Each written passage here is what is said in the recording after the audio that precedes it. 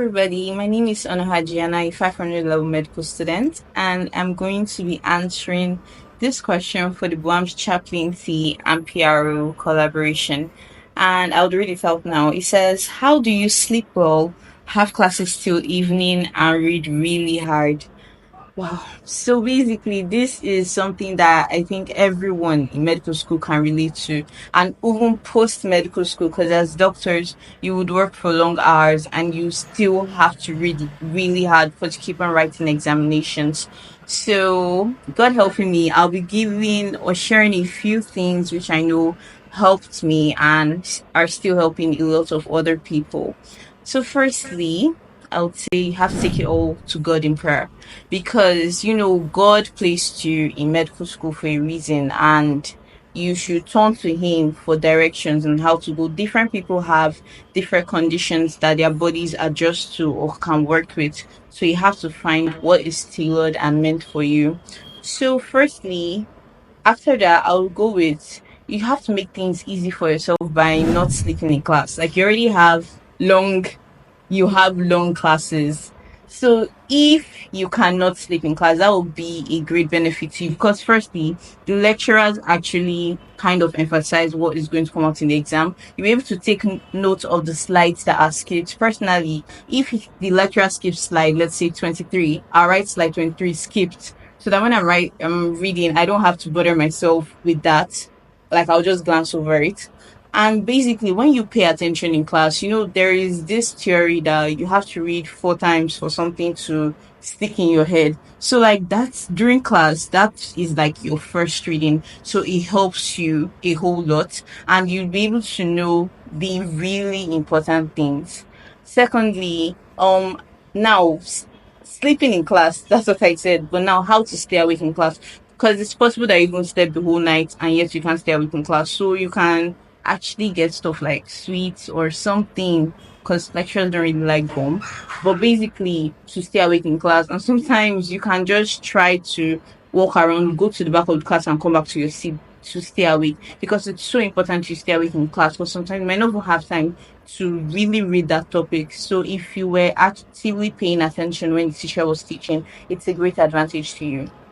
Then my third point would be don't lie to yourself. Like when you're making your study timetable, your study schedule, and you're putting finish 5 slides this night, and you're exhausted from class, and keep on carrying things over and over and over, and get so frustrated and angry at yourself. Like, don't do that to yourself. You know yourself. You know what you can do. So make sure that you do that. Like, let's say it's like one slide you can do.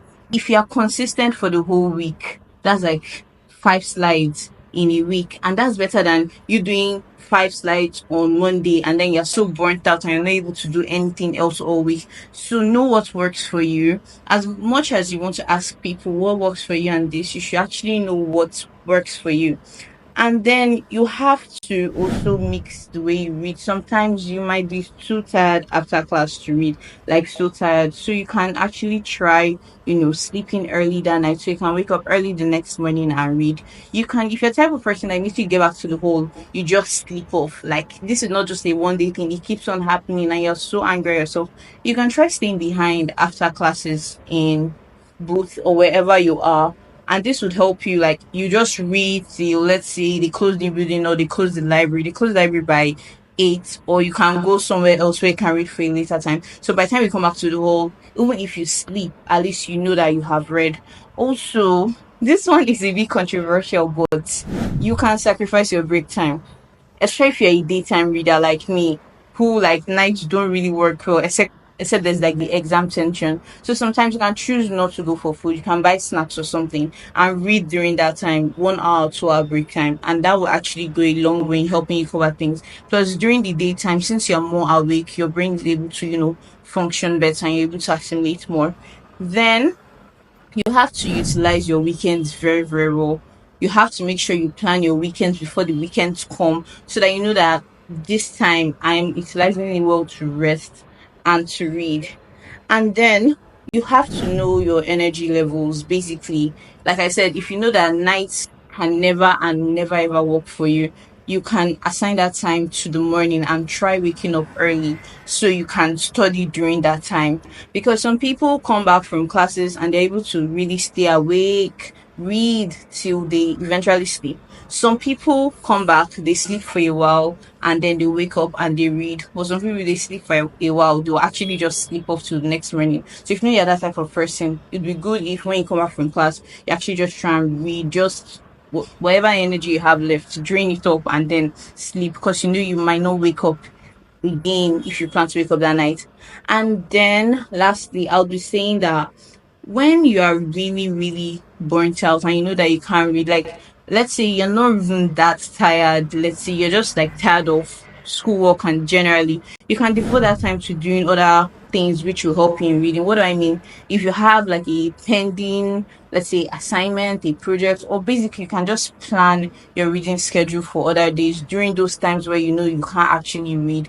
In a way, you're also helping yourself and contributing so that when you actually want to read, you already have a well laid out plan. I don't think I said it earlier, but you should always plan what you're going to study, like time 8 to 10 p.m. I am doing this, because it actually helps. And not just biochemistry, like what exactly am I doing? What slide? Not even the entire block. What slide am I doing in this? So I can give you an estimate of how much time it takes to cover it. Know how your brain works. Oh, is 2 hours going to be sufficient for you? Do you need 3 hours? Or are you very fast? Do you need 1 hour? And finally, you have to put God first in everything. Go to God for help. Go to Him for direction. God, I don't have the strength. God, I don't think I can do this. And God is going to help you because He strengthens you and He's always there for you. Philippians 4:13. Thank you for this opportunity and thank you guys. And I pray that God helps everybody. Bye.